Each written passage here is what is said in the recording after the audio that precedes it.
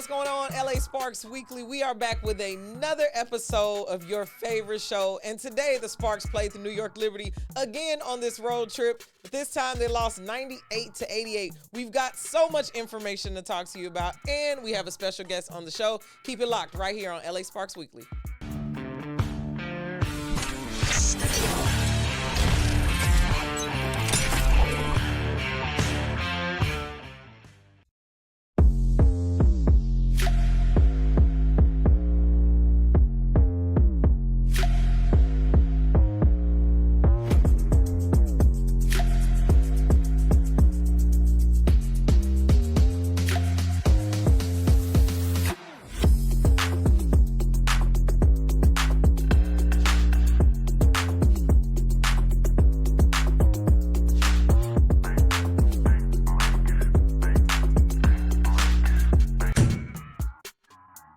Welcome back to the LA Sparks Weekly Show. The Sparks fought really hard, but unfortunately lost to New York once again. This time, 98-88. We have Jude back in the studio with us. Welcome to the show, Jude. Thank you so much. It's great to be here, but, obviously not a great day for the Sparks, coming up short. But you know what? They did show a little bit more fight in this Saturday afternoon matinee against the Liberty. I thought overall, Dearica Hamby came out with a lot of force early on, but, we talked about before the show, the foul trouble really affected her. Yeah. And I also thought that we did a better job playing them the second time. We just had different problems, right? It's like trying to patch up a leaky boat while you're in it. So we put a little tape over here, and now new things are coming. But before we get into our full thoughts of the game, we have breaking news from the Sparks today that last night at midnight, we actually signed Queen Egbo to a hardship contract, which we needed because of Cameron Brink's injury. What are your first thoughts on hearing this news? And she actually got in the game a little bit today. So give me your first initial thoughts on Queen Egbo. Totally. I think the fact that she even played some basketball and scored some points today was impressive on itself, that she was like coming on a flight midnight basically to New York.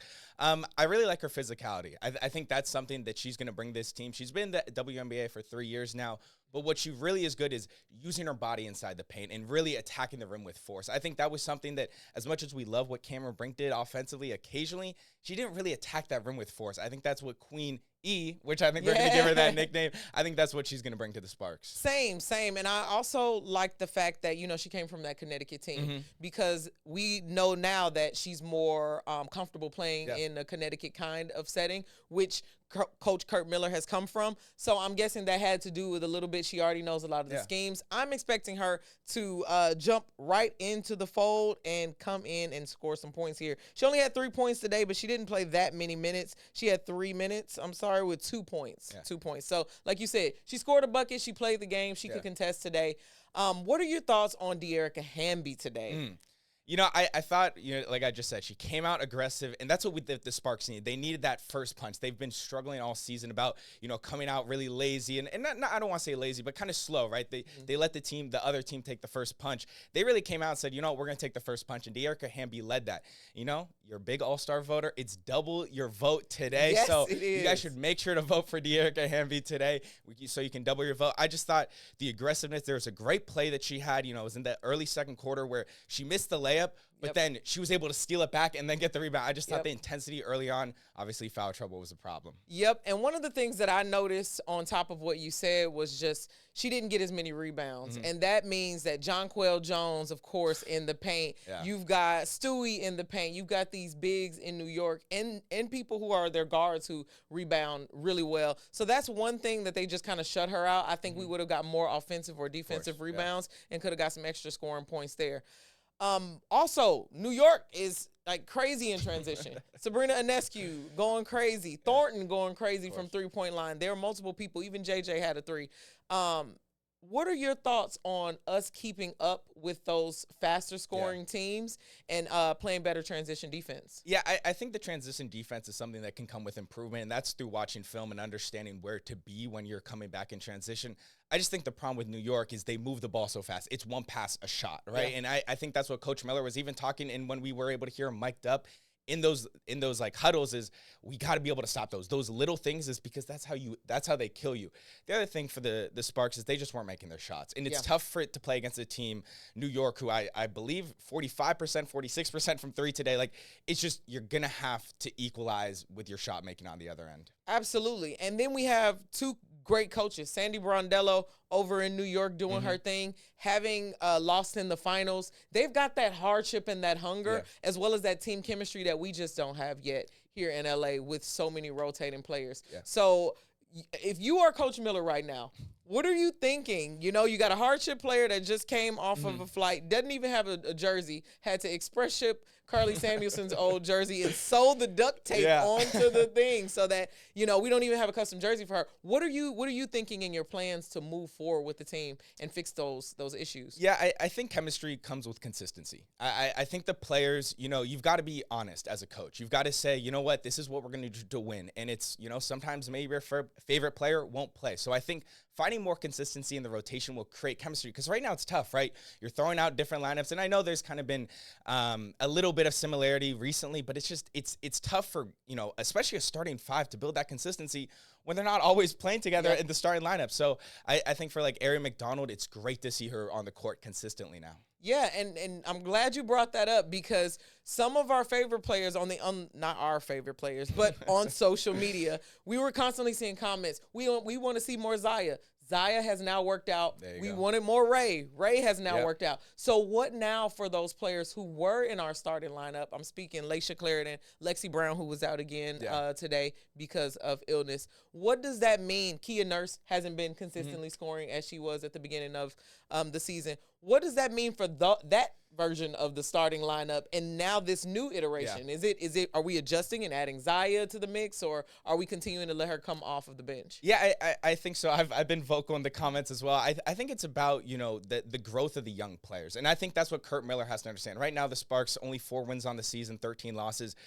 This is not a championship team, and so I think it is good that we're moving in that direction of let's get younger, let's let those guys or those women get more time on the court, because honestly, he talks about film and the film guru he is, but you're not going to be able to really get that experience until you're on the court. We're seeing Zaya cook in these past 2 games. She had 14 today. She had, you know, close to 10 last game. Like, I think we're seeing it more, and as they get to build up their confidence, and that's a great thing for them. I totally agree with what you're saying, and am refreshed to see some of the youth on there. Let's talk about the wild card that I didn't see coming. I didn't understand what Stephanie Talbot's game was, how it was going to be expressed here with the Sparks. But game after game, Stephanie Talbot has gotten better, doing the things, basic basketball things that weren't happening but are helping the Sparks, like rebounding. What's your take on Stephanie Talbot's impact with the team so far? Well, I'm going to give her the name Australian Fundamental. I think she kind of does that the perfect way of, you know, she kind of just does everything that a coach wants. She rebounds pretty well. She'll take the smart shots. She's not the type of player who you're giving the ball late in the game to, you know, get you that game-winning bucket. No, she's the ones that's going to do the gritty, the tough buckets that you need, the layups, and the easy shots. She's making the shots that matter, and I think she's played so good so far. I agree with you, and that was refreshing to see. I'm glad that we can learn more about Stephanie's game and evolving there. Before we go over to the press conference and go over to Coach, let's talk a little bit about Lee Yuru, who has constantly been doing better. What I noticed about Lee's game today and what really stood out to me was her mid-range. Lee has done really well just catching the ball right around the free throw line, right around the arc, inside the arc, just a little bit, and having a really nice stroke on that shot and providing some consistent offense when we can't find scores. What are some things that has stood out about Lee's game so far for you? Yeah, I think you mentioned, DJ, the shooting ability, that outside shooting ability. It's great that you can have that, especially from a center. And, you know, I feel like we are noticing almost a transition in the WNBA where we're seeing more of those, you know, the front court be able to shoot those threes. So it is honestly a bonus that we have that now. I think she did a good job shielding out defenders when she needed to get her easy layups. I've been impressed so far. I know Coach Miller, we talked to him earlier in the season. He's been really high on her, and it's starting to break through. So I'm really excited to see what she's done so far. All right, LA Sparks Weekly fans, you heard it. We're going to cut to the press conference here to hear from Coach and a couple players. Stay tuned. We'll come right back to you after this.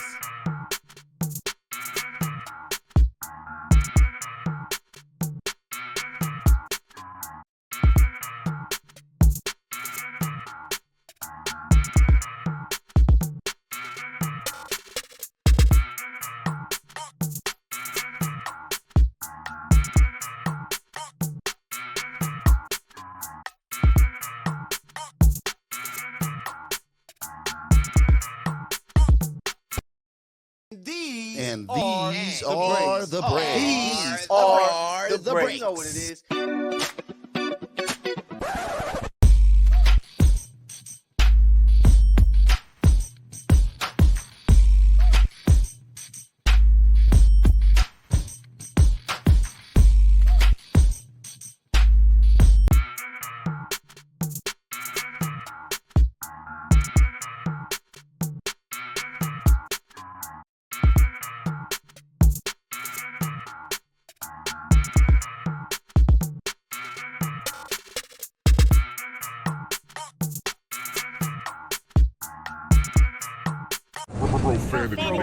Profanity Nation. A podcast for the fans, by the fans. Dive deep into the topics the other shows miss. Raw and uncensored. And he's going to play team ball. His legacy is at stake. Rare, hard-hitting interviews with players, coaches, and you, the super fans. I'm not hating. I'm like, okay, cool. Good. 3 championships in 5 years. He's more than good, bro. Profanity Nation. Listen live or subscribe on your favorite podcast platform. Powered by Jesse Brown of Keller Williams.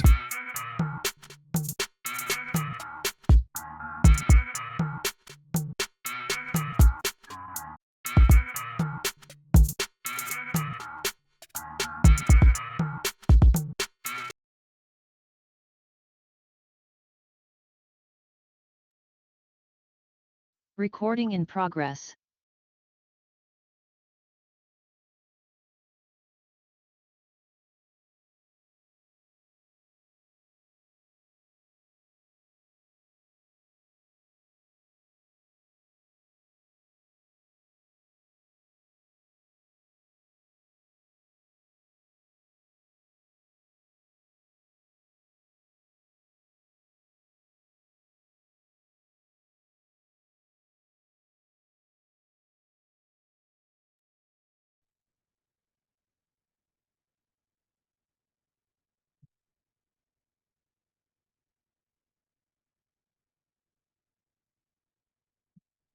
We're going to start with opening statements from Curt, followed by questions for the players, and then. Sorry. You good? Yeah.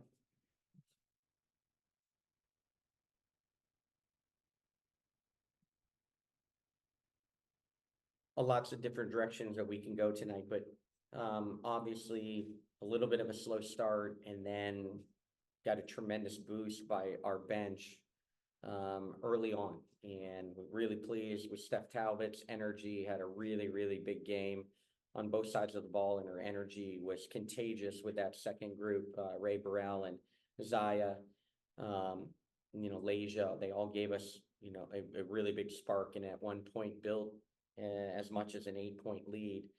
Unfortunately, second quarter, they got away from us a little bit, gave up 33 points. We tried to make some adjustments. Disappointed with some of our defensive slippage in a back-to-back game on things that we were trying to accomplish. Continued to compete all the way to the final. Again, got it back into single digits, but obviously not good enough on a night where those 3 superstars for them had 47 first half points. And then Kayla Thornton came alive, recipient of good kick out passes and knocked down a bunch of threes in the second half to supplement their big 3. So did a lot of good things, but our group is learning that it's a very thin line between winning and losing, and we're just having enough slippage that defensively we can't give up 98 points and expect to win, despite a good night offensively in terms of made baskets of 29 and got to the foul line 17 more times than our opponent. Just not good enough defensively to win that game. Start with questions on Zoom from Infinity TV first. Hey, this question is for Dearica, DJ from Infanity TV. Dearica, 20 points, 6 rebounds, 5 assists. This game has your performance improved from the first game in the road trip. What are some elements of to this afternoon's game that you're proud of in your personal performance? Yeah, I think the last couple games, going back to Minnesota, teams are starting to scout us a little differently, and there's heavy congestion. And I think tonight was the first night I was actually just really patient when I caught the ball. Just kind of tried to see how things played out before I went to make a move. So I think my patience helped me a lot tonight. Hey guys, this is Jude from Infanity TV. This question's for Stephanie. I'm just curious, you've seen a bigger workload in the past 3 games, especially against the Liberty and then the Sun. How do you just kind of keep yourself mentally and physically ready, with, you're needing more minutes ahead? Yeah, I mean, that's all part of being a pro is being ready when your number's called. I think it's hard to keep fit, keep your touch when you're not playing, but that's what we have to do in this league. Okay, we'll move to Jonathan on Zoom. Hello, this is questions for Dearica, Jonathan Softball, Big Baby Sports. Your play this season has been great, even as the team faces challenges. What mindset and approach helps you stay focused and maintain such a high level of play despite the obstacles?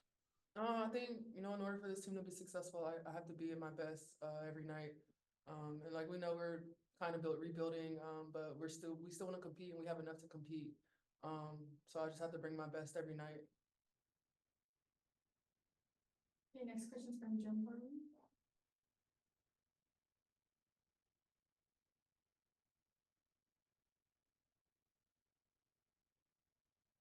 Okay, we'll move on. So thank you, ladies. You guys are good to go. Wait, yeah. No one? Yeah. Yeah. Oh. Sorry. Hey there, I'm sorry. I wanted to know, with the loss of Cameron, do you look at that and think, or make a decision about like what role you play for the team now? Does it change in any way? Does it get larger? Is there any difference with her absence now? No, I haven't thought about it in that way. It's heartbreaking. And you can kind of tell in the Connecticut game, we got a little bit defeated about it. But she's cheering us on. We're cheering her on. And next man up. So you said you have to be at your best for this team to compete. What is that like for you every night going in, like having that? Yeah, I just have to always come in with high energy, every night. Like I said, defense has kind of changed. Seeing more congestion lately. But the thing that I can kind of control is my energy and my motor. And usually if I'm high in that area, I'm gonna have a good night. And then one more question for you and Curt. I want to know, with the addition of Queen Egbo to the team, how do you see her fitting in with you on the floor if you guys are gonna get into? Yeah, I think it's nice to have somebody that's super physical, which we kind of miss at times. But I think her 3 minutes are good tonight. She got an O-board and then or 2 rebounds and then hit a jumper. But just appreciate her getting here as fast as she did and just kind of locking in on what we have going on. Curt, how do you envision using Queen Egbo going forward? It was her first game. Yeah, obviously a lot to catch up on with any kind of replacement player coming in right before the game. Not even having a shoot around is really difficult in situation for any player. But Queen, as a pro, has been in the league now for a few years and has played with different teams. Her strength is her physicality, or her strength is her ability to rebound and defend. And so, she gives us some post depth until we get Azare back. And obviously with the Cameron injury, we're thin now with true post players. Thank you. Thank you. Thank you, Liz.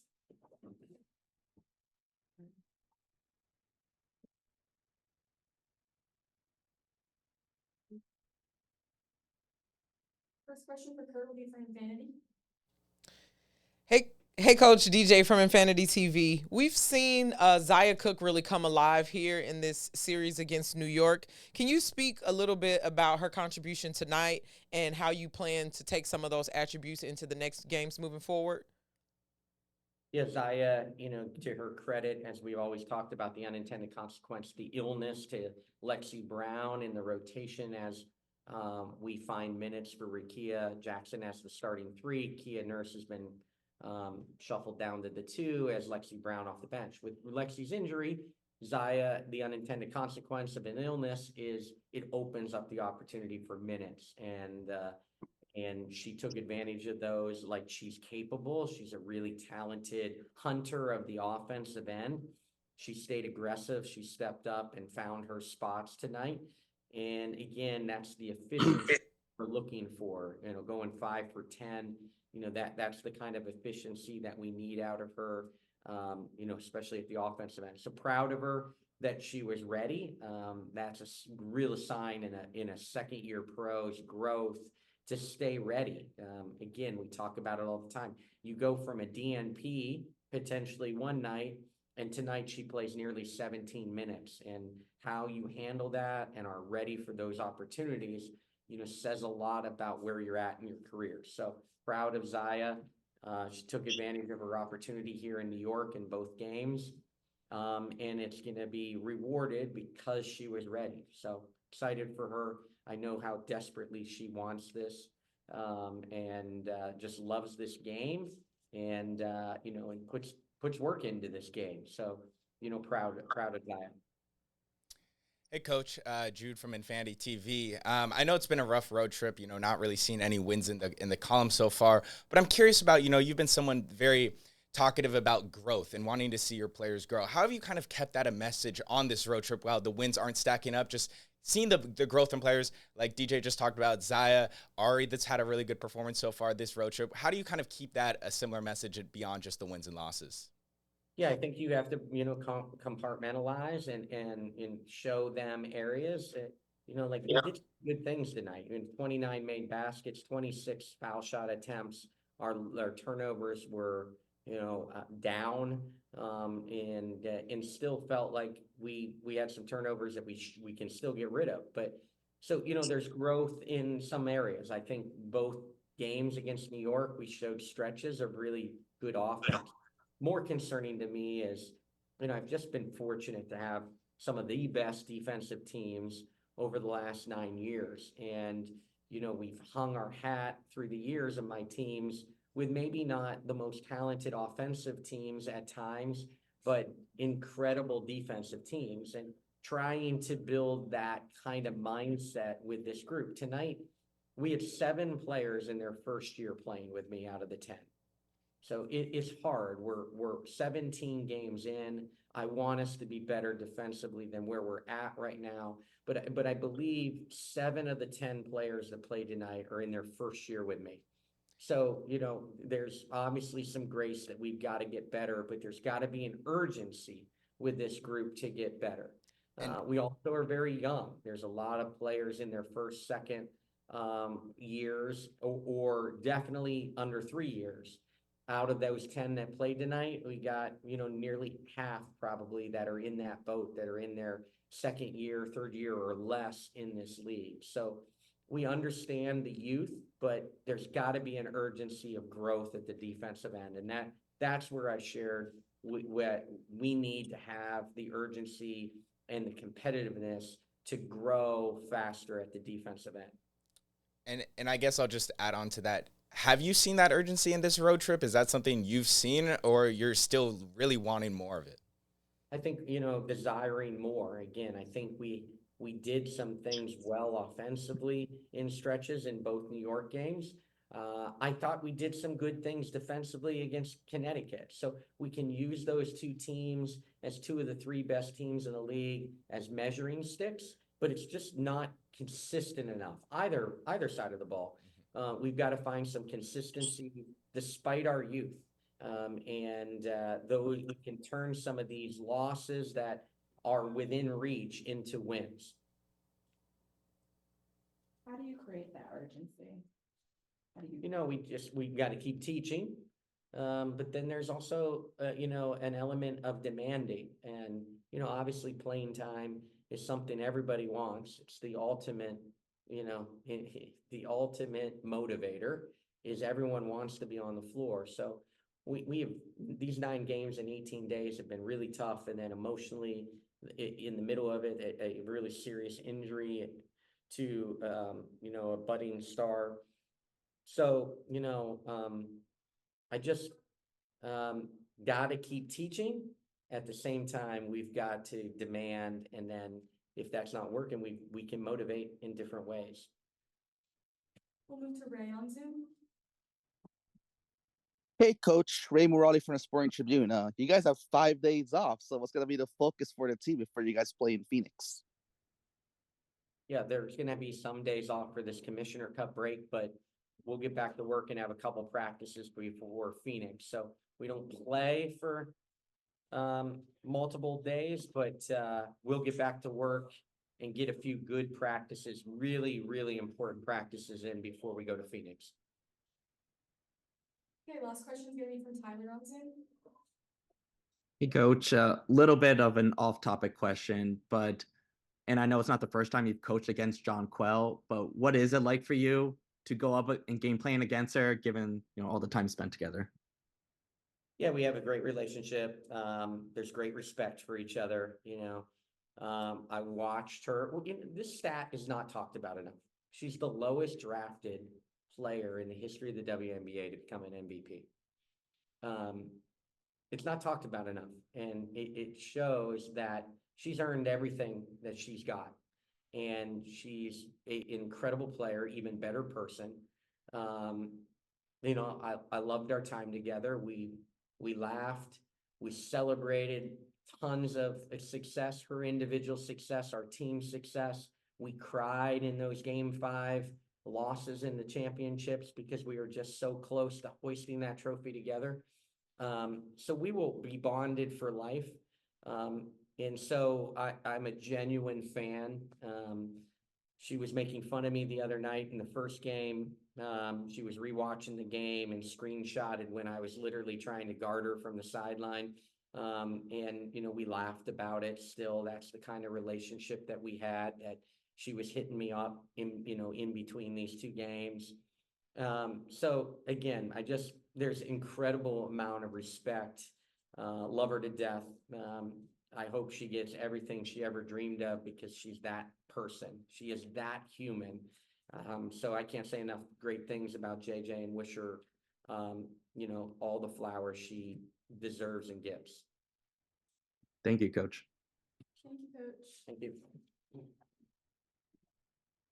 All right, LA Sparks Weekly fans, we are back. We just heard from Coach, we heard from Dearica, and we heard from Stephanie Talbot for the first time since Media Day. Jude, what are your takeaways from what you heard so far in the press conference? I think the biggest thing is the whole thing he was talking about, urgency in that press conference, and the need that he wants to see his team be a little bit more urgent. But I would kind of say that's what a coach needs to do, right? The coach needs to pull out that urgency. If the coach isn't urgent about getting wins or wanting growth, the players aren't going to know what to do, right? The players kind of lead by example. Obviously, you have the veterans like Dearica, so they can do it in the locker room as well. But I really do think, I understand he wants to push for urgency, but I don't think that's something that just comes from the players. I think the coach has to be a little bit more urgent, be like, let's pick it up, guys. Yeah, and I think you're right, but I think Coach, he does it a little different. He does it with, hey, your playing time is going to diminish. Yeah. And we saw that a little bit. Zia Cook earlier in the season had some turnovers, some offensive things that were kind of not really piecing together. She sat for 3 or 4 games, and now she's back in the rotation, and she has that urgency. Yeah. So it's like we see the product of, like he said in the press conference as well, everybody wants playtime, so we'll make the adjustments. She will be rewarded, was what he said. So I think that he's using the playtime a little bit more there. We also talked to Dearica Hamby. What were your thoughts about what she said about teams scouting them differently? Because that was a huge slump that we saw in the Connecticut game and the New York game with Dearica. Yeah, so I think teams are starting to realize if you can take away Dearica from this LA, especially their offensive side, they struggle, right? Yeah. There's not that ball handler. I will give credit to Ari. I think she's played a phenomenal road trip so far. She's averaging close to 14 points in those 6 games. But I do think people are realizing they don't really have a true ball handler. Yeah. So you put pressure on the ball, whether it's coming off the screens, you're blitzing. As long as Dearica is not touching the ball in those 25 seconds, 30 seconds in the shot clock, they're not really going to have a lot of offense. They're going to rely on the late shot clock shots. Yep. And as a defense and a coach, you're going to take that all day. Yep. And I am glad to just see Dearica get back into 20-point games, back into that all-star scoring column, the performances that we've been used to seeing her do so far. So, Jude, it's that time. Every episode we do player of the game. It can be based on whatever you want. Yeah. So you are the guest. You're going to go first. Who is your player of the game? I appreciate that. And I know my LA Sparks fans will like me for this. I got to give it to Zia Cook. I know Dearica Hamby, she's having the all-star season. But this is a woman who's come into this season so far, and she didn't really know what she was going to be doing. Was she going to be playing? Was she going to kind of be learning? She's coming against a tough New York Liberty team. They were just in the championship last year, and she was balling. I mean, she's taking Sabrina Ionescu one-on-one to the rack and won. That's what you love to see from a person, and that's what you want to see as a Sparks fan. You want to see someone that's willing to score when the ball's in their hands and not just looking to pass. Love that. So Zaya Cook, Jude picked Zaya Cook. I am going to take Dearica Hamby for a reason that's very similar to that, but it's just she had a tough couple of games. To be on a great streak and then hit a slump on the road for weeks at a time. Yeah. You know what I mean? And to finish off the road trip strong and kind of rebound and get back to that 20-point performance is really what makes her all-star caliber. She is a true leader for the team. Yeah. I agree with everything that you talked about with the ball handling, because that has been a recurring theme that has happened with us over and over again. So tonight, I'll have to give it to Dearica for holding it down, scoring 20 points, grabbing some rebounds, and really affecting the change for our team today. And like I said, it's double your vote day. I think I'll keep pushing that. That is a perfect time to segue we have that. to see some spark in the All-Star this season, whether it's Dearica Hamby, maybe Ari McDonald, or someone else. But, it's double your vote day. Let's get her in the All-Star game. You heard it here. And if you are looking to vote for the WNBA All-Stars, it is in the WNBA app. Hit the little icon all the way to the right, and it'll say vote for All-Stars. So thanks so much, Jude, for joining us. The Sparks are going to do better. We're growing. You hear from Coach. You hear from us. You see the pieces that are falling apart, falling together. We got a new player. We got a lot happening in Sparks basketball, so make sure you subscribe to the LA Sparks Weekly Show. Share this show that you just watched with all your friends on every social media. Make sure you keep it locked here. We'll be back in 1 week for the end of their road trip, which is even crazy to think. 1 week they'll be ending the road trip in Phoenix. We'll be back here in studio, and we're excited to see y'all back at Crypto. This has been another great episode of the LA Sparks Weekly Show, and we will see you soon.